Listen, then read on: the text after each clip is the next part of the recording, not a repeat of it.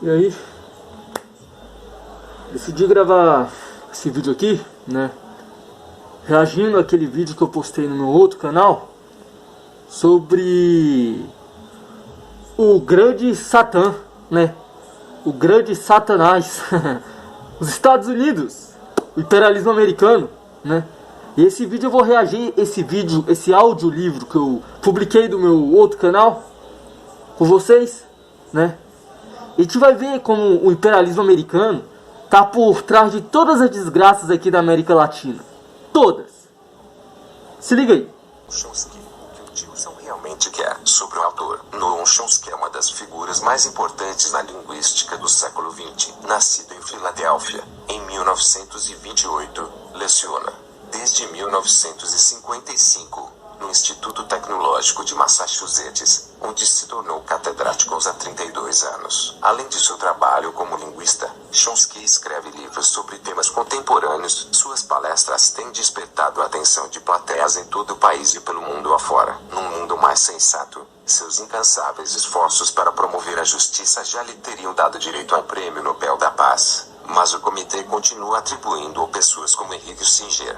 Se você está acostumado a pensar que os Estados Unidos são os defensores da democracia no mundo, certamente a leitura deste livro vai lhe parecer incrível. Mas Chomsky é um erudito, e, embora os fatos aqui descritos sejam conhecidos e falem por si só, toda a conclusão é sustentada por volumosas provas documentais. Veja nas páginas 133 a 138 as referências a algumas delas. Foi muito difícil compilar o vasto espectro do pensamento social de Chomsky num livro tão pequeno. Você encontrará, na página 139, uma lista de outros livros políticos do autor, que se referem aos temas aqui introduzidos e com detalhes mais abrangentes. Arthur Neyman, Sandy Neyman, parte 1. Os objetivos principais da política externa dos Estados Unidos. 1. A proteção do nosso território. A relação entre os Estados Unidos e os outros países obviamente remonta às origens da história da América, mas como a Segunda Guerra Mundial foi um verdadeiro divisor de águas, comecemos então por aí.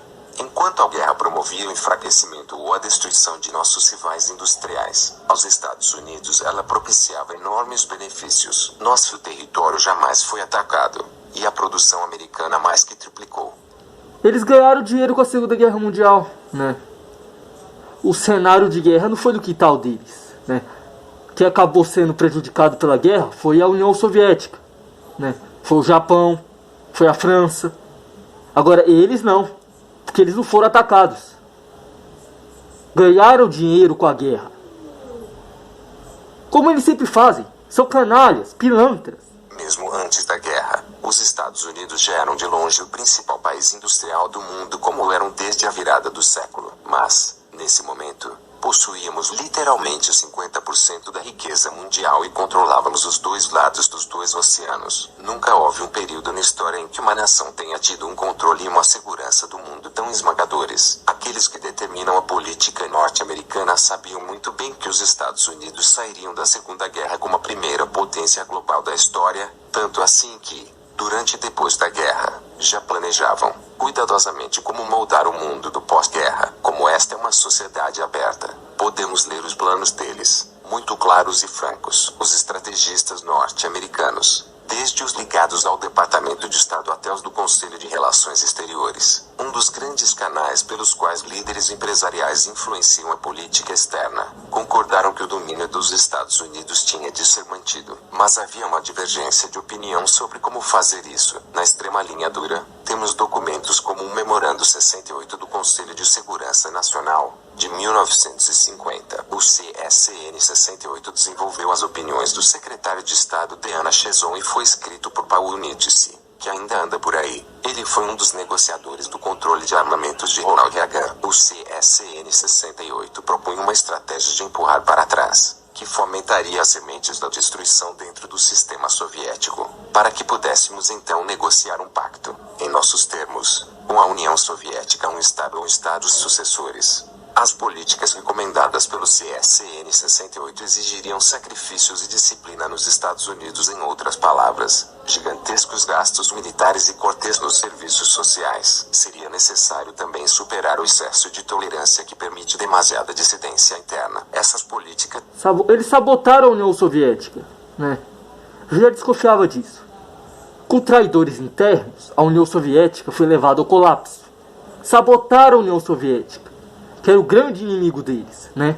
Os comunistas é o grande inimigo deles, até hoje são, né? Não mais os comunistas, são outras pessoas. Naquela época a União Soviética era a grande pedra do sapato que eles conseguiram tirar do caminho, sabotando a economia soviética.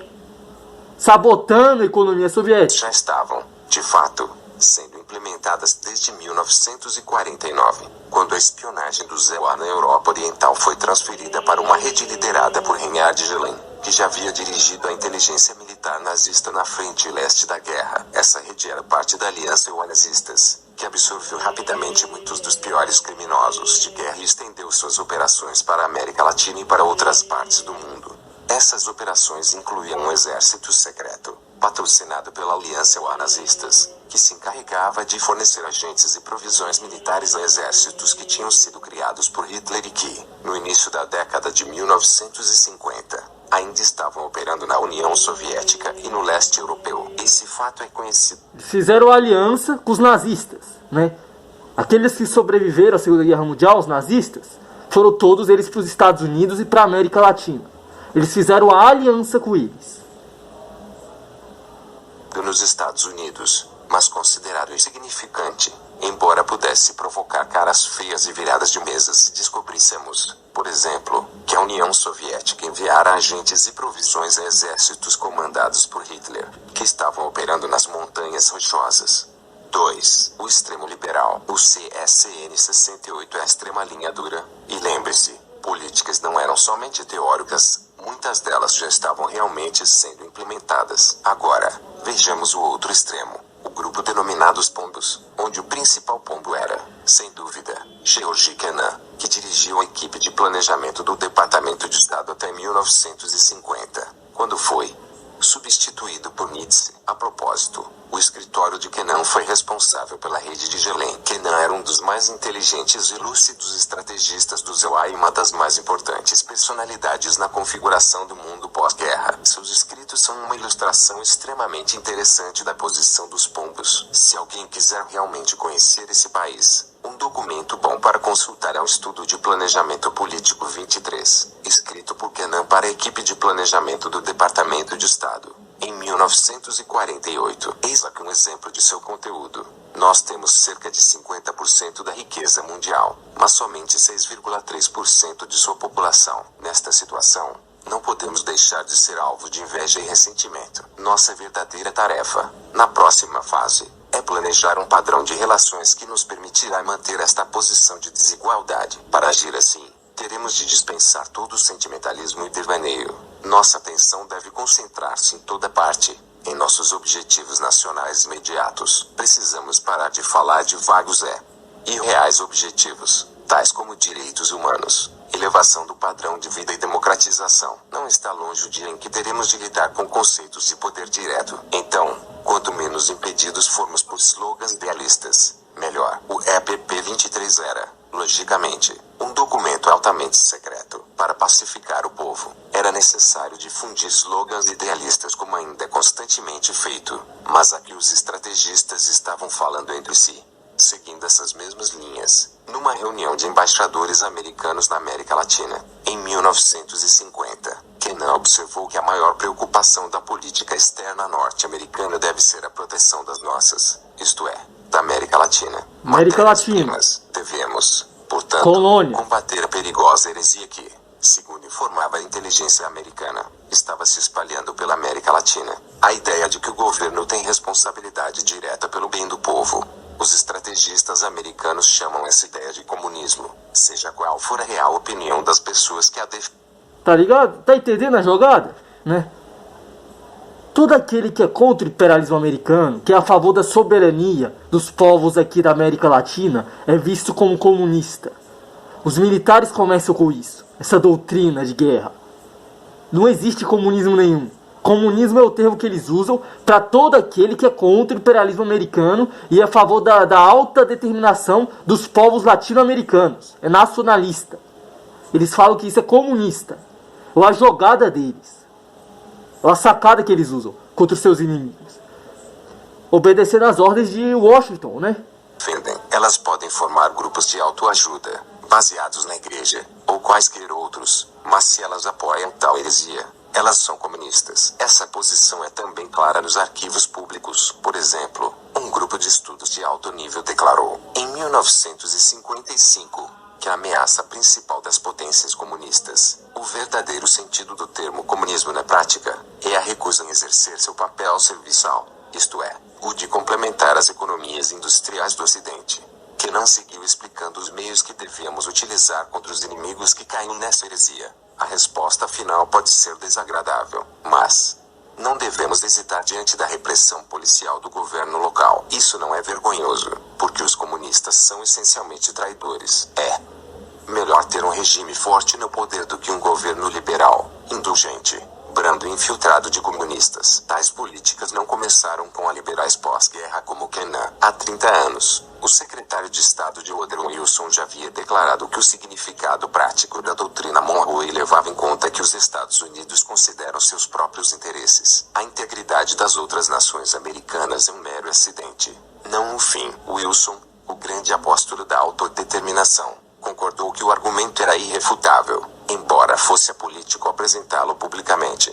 Wilson agiu de acordo com esse pensamento ao invadir, entre outras coisas, o Haiti e a República Dominicana, onde seus soldados assassinaram, destruíram e demoliram o sistema político vigente, deixando as empresas norte-americanas firmemente no controle e preparando, assim, o cenário para ditaduras brutais e corruptas. Corporativismo, fascismo. Eles cometeram tudo isso aqui na América Latina e no mundo. Principalmente aqui na América Latina, suas colônias. A Grande Área. Durante a Segunda Guerra Mundial, grupos de estudo do Departamento de Estado e do Conselho de Relações Exteriores desenvolveram planos para o mundo pós-guerra nos termos do que eles determinaram a Grande Área, para que esta fosse subordinada às necessidades da economia norte-americana. Estavam incluídos na Grande Área o Hemisfério Ocidental, a Europa Ocidental, o Oriente, o antigo Império Britânico, que estava sendo desmantelado, as incomparáveis fontes de energia do Oriente Médio, que estavam passando então para as mãos americanas ao mesmo tempo em que expulsávamos nossos rivais, França e Inglaterra, o resto do terceiro mundo e, se possível, o mundo inteiro. Esses planos foram sendo executados à medida que as oportunidades permitiam. A cada setor da nova ordem mundial foi designada uma função específica. Os países industrializados seriam guiados pelas grandes oficinas, Alemanha e Japão, que tinham demonstrado sua proeza na guerra, e agora estavam trabalhando sob a supervisão norte-americana. Ao terceiro mundo cabia executar sua principal função de fonte de matérias-primas e de mercado para as sociedades industriais capitalistas, como dizia um memorando do Departamento de Estado, de 1949. Era para ser explorado, nas palavras de Kennan, para a reconstrução da Europa e do Japão. As referências foram feitas ao Sudeste Asiático e à África, mas as questões foram colocadas de modo geral. Kennan sugeriu até mesmo que a Europa receberia assim um estímulo psicológico com o projeto de exploração da África. Naturalmente, ninguém sugeriu que a África explorasse a Europa para sua reconstrução, melhorando talvez seu estado de espírito. Aí, ó. Aquele vídeo que eu fiz sobre a geopolítica do racismo, exatamente isso aqui, cara. É um plano muito bem elaborado por eles para explorar a África, os países de terceiro mundo, os países pobres, subdesenvolvidos, e deixar tudo na mão da Europa, do Japão, da Alemanha, dos Estados Unidos, países de maioria branca. É a geopolítica do racismo. É isso aqui. É isso aqui. Documentos liberados são lidos somente por estudiosos, que parecem não encontrar nada de estranho ou dissonante em tudo isso. A Guerra do Vietnã emergiu da necessidade de garantir esse papel de serviçal. Os vietnamitas nacionalistas não quiseram aceitar isso e, portanto, tinham de ser esmagados. A ameaça não era de que eles iriam conquistar alguém, mas que eles poderiam dar um exemplo perigoso de independência nacional, que inspiraria outros países na região.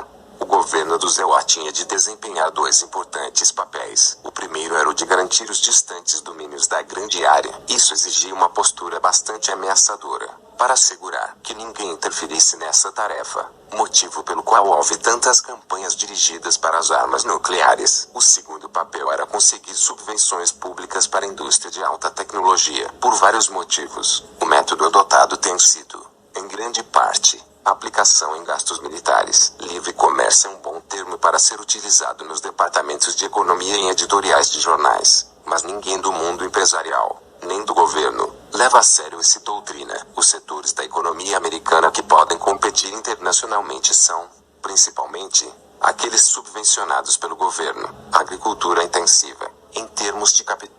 Neoliberalismo, livre concorrência, eles não usam isso. Eles são extremamente protecionistas com a sua indústria, né, com o seu parque industrial. Eles querem liberalismo para os países aqui, do terceiro mundo, do mundo subdesenvolvido, né, liberal. Para nós eles querem isso, para eles não. Eles não. Eles protegem as suas indústrias com intervenção estatal e forte. Aí os trouxas aqui embaixo, né, América do Sul, é liberal. Vamos abrir para o mercado estrangeiro que vai dar certo. Claro que não vai. O que fez eles se desenvolverem foi o protecionismo econômico. Só que eles não falam isso porque eles querem que a gente abra o nosso mercado para eles virem aqui explorar e saquear tudo.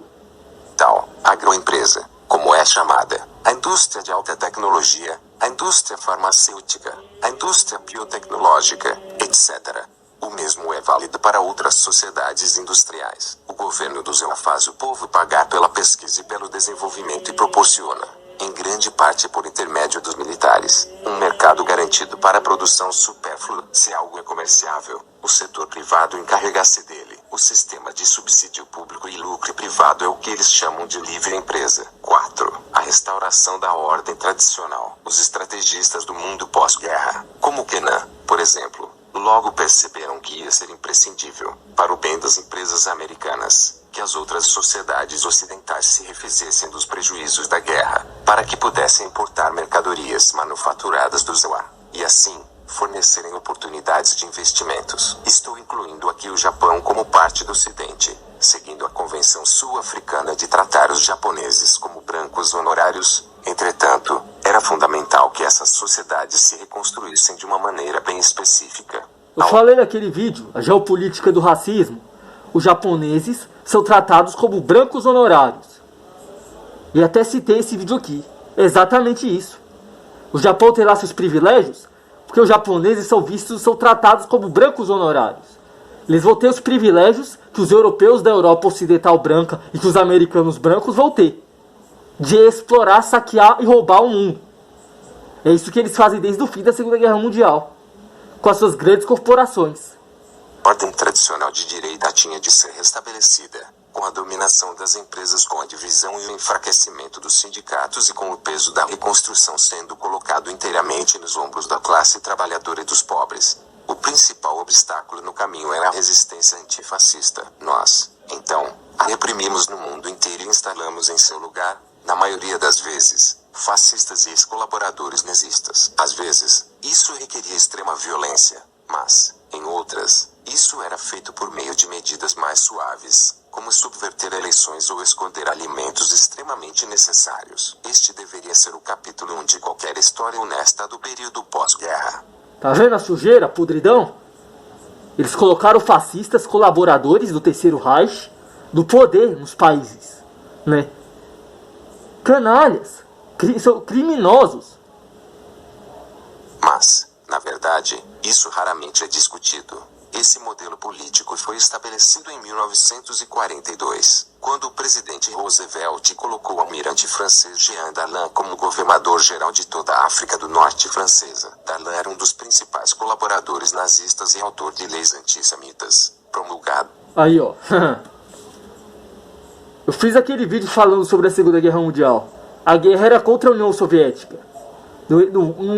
Os nazistas, os nazifascistas, eles eram aliados dos capitalistas. Eles não eram inimigos, não.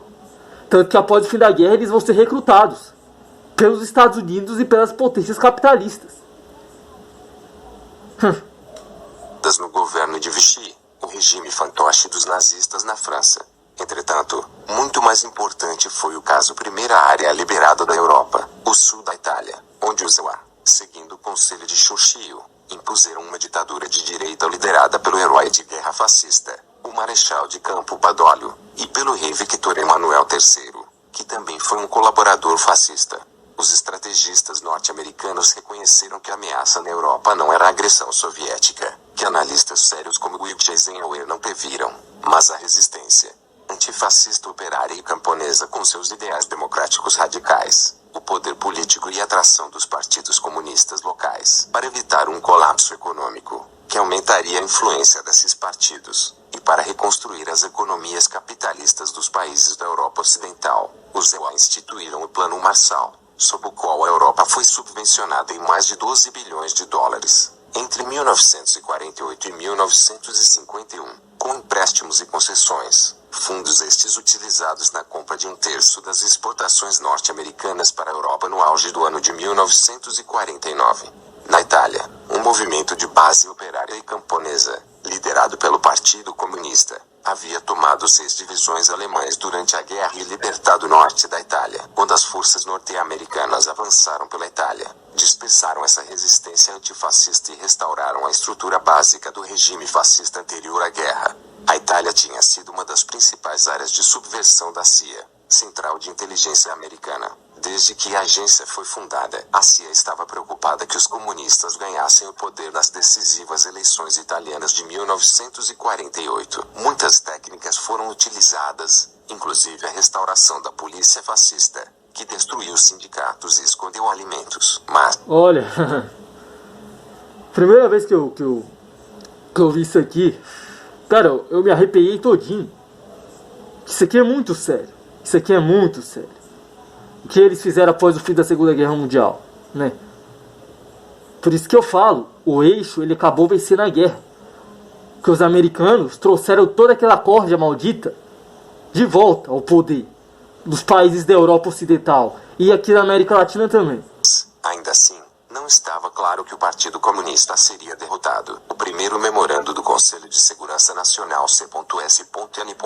1948 especificou uma série de ações que os EUA realizariam se caso os comunistas vencessem as eleições. Uma das respostas planejadas seria a intervenção armada, com ajuda militar, em operações secretas na Itália. Algumas pessoas, especialmente Georges Kennan, propuseram ação militar antes das eleições. Ele não queria riscos, mas outros o convenceram de que poderiam ganhar por meio da subversão, o que se concretizou realmente. Na Grécia, as tropas britânicas entraram depois que os nazistas se haviam retirado. Impuseram um regime tão corrupto que provocou nova resistência, como a Inglaterra, em seu declínio pós-guerra, foi incapaz de manter o controle. Em 1947, os Estados Unidos entraram, apoiando uma guerra assassina, que resultou em 160 mil mortes. Foi uma guerra repleta de torturas, exílios políticos de dezenas de milhares de gregos, e aquilo que chamamos campos de reeducação para outras dezenas de milhares de pessoas,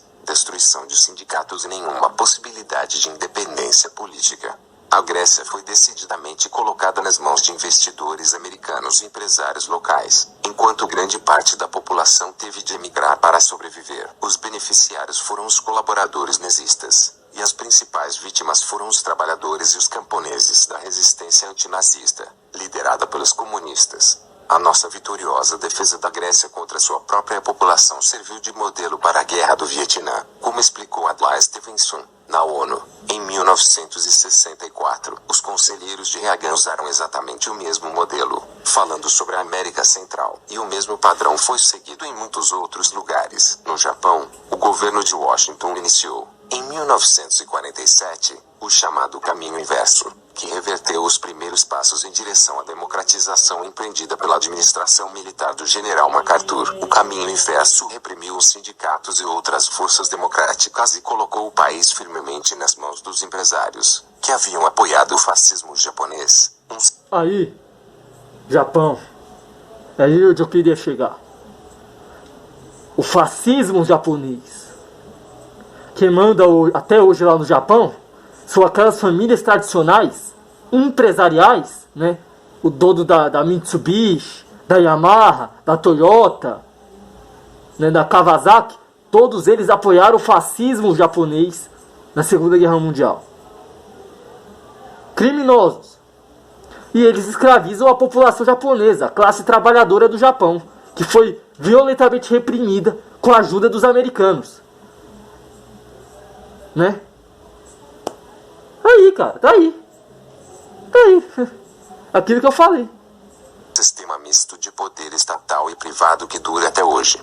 Quando as forças norte-americanas entraram na Coreia, em 1945, dissolveram o governo popular local, composto basicamente de antifascistas, que resistiram aos japoneses. Os inauguraram aí uma repressão brutal, usando a polícia fascista japonesa e coreanos que haviam colaborado com os japoneses durante a ocupação. Cerca de 100 mil pessoas foram assassinadas na Coreia do Sul antes daquilo que chamamos Guerra da Coreia. Inclusive, foram mortas entre 30 e 40 mil pessoas durante a repressão a uma revolta camponesa, na pequena região da ilha de Jeju. O golpe fascista na Colômbia, inspirado pela Espanha de Franco, trouxe pouco protesto do governo norte-americano. A mesma coisa ocorreu com o golpe militar na Venezuela e com a restauração de um admirador do fascismo no Panamá. Mas o primeiro governo democrático da história da Guatemala, inspirado no New Deal de Roosevelt, provocou um amargo antagonismo norte-americano. Em 1954, um oficial da SS que havia sido chefe da Gestapo em Lyon, na França. Lá, ele recebeu o apelido de açougueiro de Lyon. Embora ele tivesse sido responsável por crimes hediondos, o exército do Zéu encarregou da espionagem na França. Quando Babi foi finalmente trazido de volta à França, em 1982, para ser julgado como criminoso de guerra, seu emprego como agente foi assim explicado pelo coronel, aposentado, Eugene Kolb, Corpo de Contra-Espionagem do Exército Americano. As habilidades de Barbie eram um mal necessário. Suas atividades haviam sido dirigidas contra o clandestino Partido Comunista e contra a resistência francesa, que já eram alvo da repressão dos libertadores norte-americanos. Já que os Estados Unidos continuavam onde os nazistas tinham desistido, fazia muito sentido aproveitar os especialistas em atividades anti-resistência. Mais tarde, quando se tornou difícil ou impossível. Os Estados Unidos continuaram o Terceiro Reich junto com a Inglaterra. Os Estados Unidos e a Inglaterra, essas duas nações, são as mais sanguinárias, mais assassinas, mais cruéis e perversas que a humanidade já viu. Nenhum outro império foi tão cruel, tão assassino quanto o Império Anglo-Americano, da Inglaterra e dos Estados Unidos. Proteger esse valioso pessoal na Europa. Muitos deles esconderam-se nos Estados Unidos ou na América Latina, muitas vezes com a ajuda do Vaticano e de padres fascistas. Lá, eles se tornaram conselheiros militares de governos policiais, apoiados pelos Estados Unidos, inspirados, muitas vezes quase abertamente, no Terceiro Reich. Eles também se tornaram traficantes de drogas, comerciantes de armas, terroristas e educadores, ensinando. Aí, ó. Aí. Prestaram bem atenção nessa denúncia? A América Latina, cara, seria meio que o centro do que seria o Quarto Reich, a continuação do Terceiro Reich. Os nazistas se refugiaram todos aqui na América Latina. E aqui eles estão cometendo crueldades e barbaridades. As ditaduras fascistas que tivemos aqui na América Latina teve influência dessa gente, como eu denunciei no meu outro vídeo. Tá tudo aqui. Tá tudo aqui. Camponeses latino-americanos, técnicas de tortura inventadas pela Gestapo. Alguns alunos nazistas fizeram o dever de casa na América Central, estabelecendo, deste modo, uma ligação direta entre os campos de extermínio e os esquadrões da morte. Tudo graças à aliança pós-guerra entre os EUA e os SS.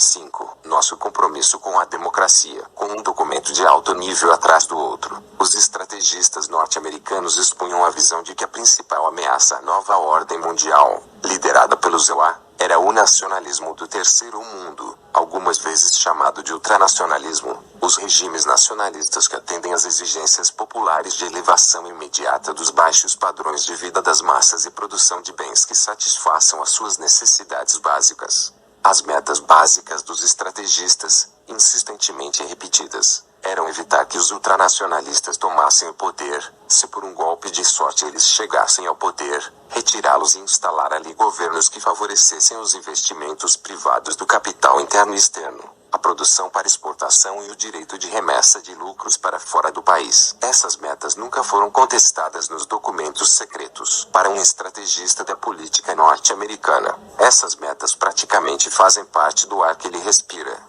A oposição à democracia e às reformas sociais nunca é popular no país vítima. Não se consegue estimular muito as pessoas que aí vivem com isso, exceto um pequeno grupo ligado às empresas norte-americanas, que naturalmente vai lucrar com isso.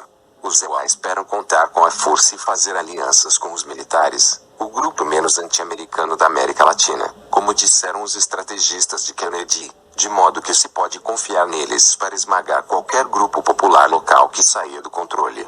Os EUA estão dispostos a tolerar reformas sociais como na Costa Rica, por exemplo, somente quando são eliminados os direitos dos trabalhadores e preservadas as condições para os investimentos estrangeiros. Devido ao governo da Costa Rica, corporativismo, fascismo, os empresários, as grandes empresas mandando em tudo. Tudo isso contra o trabalhador, contra a classe trabalhadora que é geralmente oprimida, massacrada, né?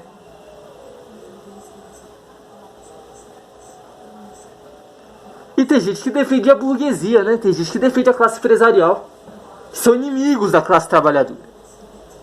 ter sempre respeitado esses dois princípios imperativos é que o deixaram seguir com suas reformas. Outro problema, que é repetidamente apontado nesses documentos secretos, é o excessivo liberalismo dos países do terceiro mundo. Esse é particularmente o problema da América Latina, onde os governos não estão suficientemente comprometidos com o controle de ideias, restrições de viagens e onde o sistema judicial é tão deficiente que exige prova para acusação de crimes. Essa foi uma das constantes queixas durante o período Kennedy. Depois dele, os arquivos não foram mais colocados à disposição do público. Os liberais de Kennedy eram inflexíveis sobre a necessidade de vencer os excessos democráticos que permitem a subversão, que para eles, claro, significava pessoas pensando coisas erradas. Os não primam, no entanto, pela falta de compaixão pelos pobres. Em meados da década de 1950, por exemplo, nosso embaixador na Costa Rica recomendou que a United Fruit Company, que basicamente governava a Costa Rica, apresentasse uma ligeira e superficial encenação de interesse humano em relação aos trabalhadores, pois isso poderia ter um grande efeito psicológico. O secretário de Estado John Foster Dulles concordou, dizendo ao presidente Eisenhower que, para manter as massas da América Latina na linha, há que adulá-las um pouco, para fazê-las pensar que você gosta delas. Exposto tudo isso, é fácil entender a política do Zema para o terceiro mundo. Somos radicalmente opostos à democracia se seus resultados não podem ser controlados. O problema com as democracias verdadeiras é que elas podem fazer seus governantes caírem na heresia de responderem às necessidades de sua própria população, em vez das dos investidores norte-americanos. Um estudo do sistema inteira. Não defende a democracia. Eles defendem a democracia, defendem nada. É tudo mentira, é tudo teatro. Mentira, teatro. Defende coisa nenhuma. Americano, publicado pelo Instituto Real de Assuntos Internacionais, em Londres, concluiu que, enquanto os EUA falsamente louvam a democracia, seu compromisso verdadeiro é com a empresa capitalista privada. Quando os direitos dos investidores são ameaçados, a democracia tende a desaparecer. Se esses direitos são salvaguardados, assassinos e torturadores são bem-vindos.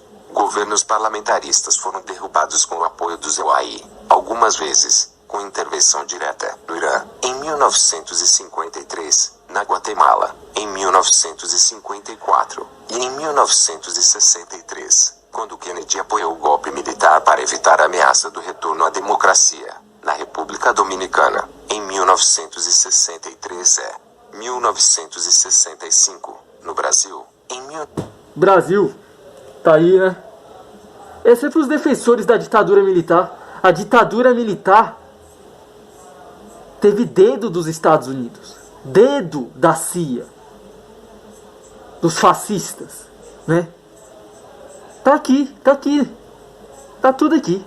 Contra fatos não há argumentos. A ditadura foi apoiada por eles, cara. 1964, no Chile, em 1973, e frequentemente em outros lugares. Nossa política em geral tem sido a mesma, tanto em El Salvador como em outras partes do mundo. Os métodos não são lá muito agradáveis. O que as forças contra-insurgentes americanas fizeram na Nicarágua, ou que os nossos substitutos terroristas fazem em El Salvador ou na Guatemala, não é apenas matança comum. O principal componente é a tortura brutal e sádica, batendo bebês contra pedras, pendurando mulheres pelos pés, com os seios cortados, a pele do rosto escalpelada, para sangrarem até a morte, ou cortando a cabeça de pessoas, colocando-as em estacas. A questão é esmagar o nacionalismo independente. Cara, o que eu posso falar disso aqui, né? Assassinos, genocidas, psicopatas. Quando eu ouvi isso aqui pela primeira vez, quando eu descobri esse vídeo aqui, quando chegava nessa parte, cara, eu ficava horrorizado. Horrorizado.